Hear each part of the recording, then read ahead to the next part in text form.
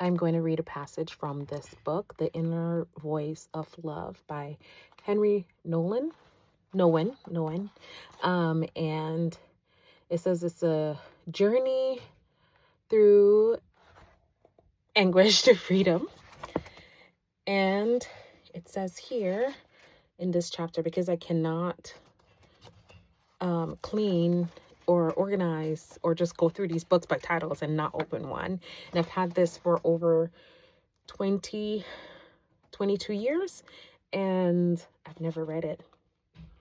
And now that I've read this one chapter, I was like, dang, had I read this, maybe everything in its timing.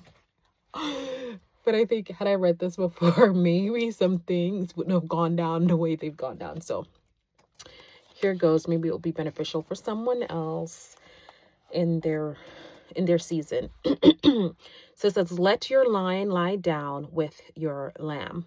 There is within you a lamb and a lion. Spiritual maturity is the ability to let lamb and lion lie down together. Your lion is your adult, aggressive self. It is your initiative-taking and decision-making self.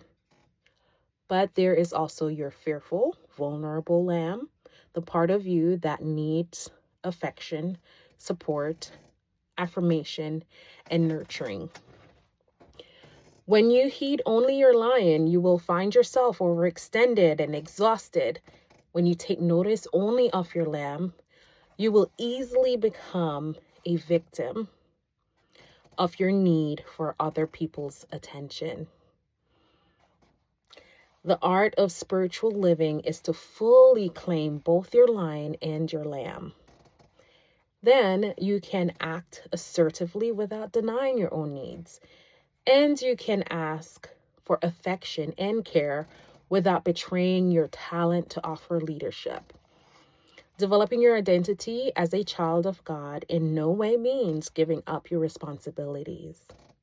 Likewise, claiming your adult self in no way means that you cannot become increasingly a child of God.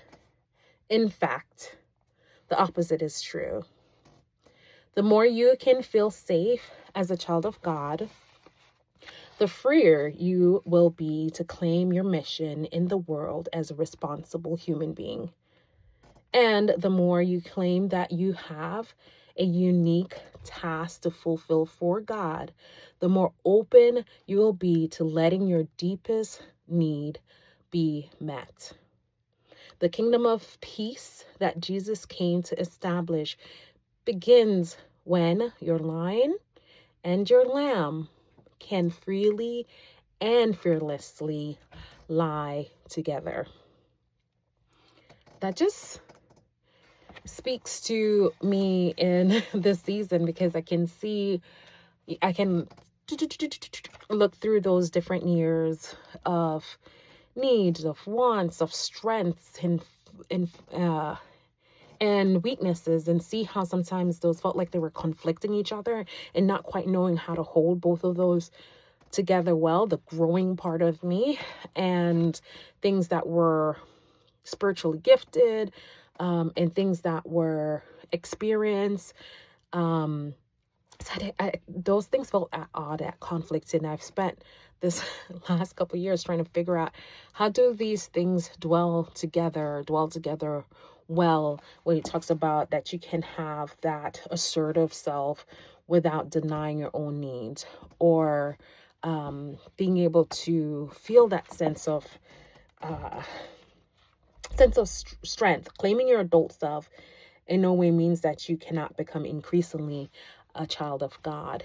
It's like the both and, right? And that they are joined together, and it requires a sense of, you can have authority and humility at the same time. Humility in the sense of, I know when I need to ask for help, and there's no pride in doing so. And so anyway, I just wanted to have you join with me in my clearing out my book. I'm going to keep this one. I've kept it for 20 years. I'm going to keep it, and so I can read through it again. Oh, one of the other things that stood out to this in emotionally focused therapy, which is a model that I got trained in counseling with couples and using that with individuals as well. Oftentimes we work from this place of queuing up, if you will, and noticing the stronger, wiser other. Ultimately, it's like, who was that stronger, wiser other in your life, or who was that hero figure or that imagined stronger, wiser other?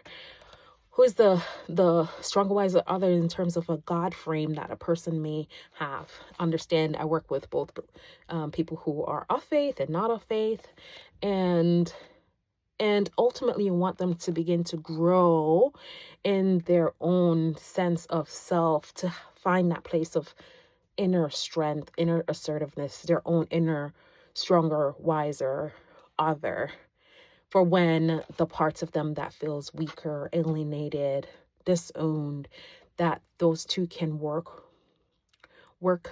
well with each other, work in concert and consult with each other. And of course, as a believer, we have the Spirit of God, the Holy Spirit, that we can consult with. And it says is the Spirit of truth, and it wants to lead us and guide us and teach us.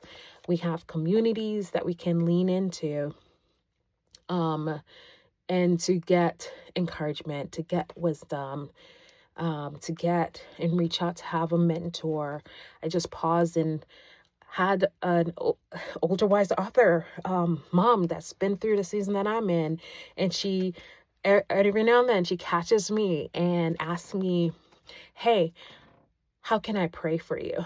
And I wasn't even thinking, oh, this is a prayer on my mind right now. But when I paused with her, that just surged up and was able to share and express. And, she spoke life into me. And at the end, I was getting ready to walk off, and I was like, can I pray for you? Because ultimately, whatever feels weak in her needs strength, need encouragement, need that sense of, as I did, we're both our weaker parts, our lamb self needs that lion. We need each other's lion, right?